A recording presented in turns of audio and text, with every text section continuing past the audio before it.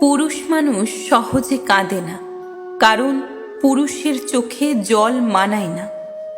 জন্মের পর তাদের মাথায় ঢুকিয়ে দেওয়া হয়, যত কষ্টই হোক তোমার চোখে জল আনা যাবে না।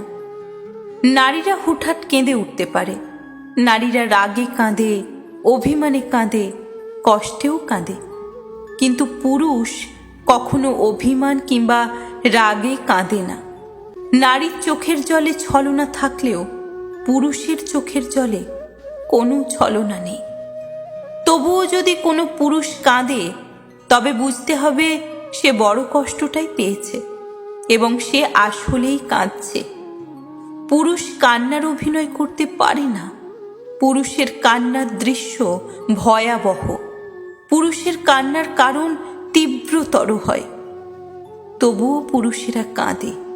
পুরুষ কাঁদে চার দেওয়ালের আড়ালে, পুরুষ কাঁদে বারবার ইন্টারভিউ বোর্ডে ব্যর্থ হয়ে সার্টিফিকেটের দিকে তাকিয়ে, পুরুষেরা কাঁদে সংসারের চাহিদা না মেটাতে পেরে, পুরুষেরা কাঁদে বাবা মায়ের চাহিদা পূরণ করতে না পেরে, পুরুষেরা কাঁদে প্রেমিকা হারালে। পুরুষ মানুষ নিজের জন্য যতটা না কেঁদেছে, তার চেয়েও বেশি কেঁদেছে অন্য কারোর মন রক্ষার জন্য।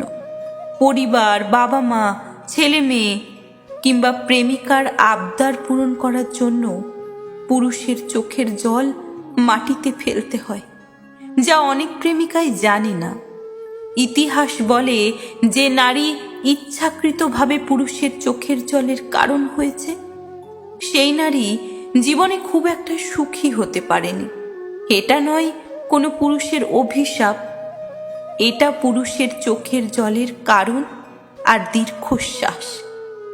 নারীরা বেঁচে থাকে বাবা কিংবা স্বামীর উপর ভরসা করে, আর সেই নারীর জন্যই যদি কোনো পুরুষকে কাঁদতে হয়, তাহলে সেটা সেই নারীর জন্যই অমঙ্গল। পুরুষের চোখের জল বিফলে যায় না, প্রকৃতিই তার প্রতিদান দেয়। তবুও পুরুষেরা বীর। দিন শেষে একটা পরিবার, বাবা মা কিংবা একটা নারীর বেঁচে থাকার শক্তি।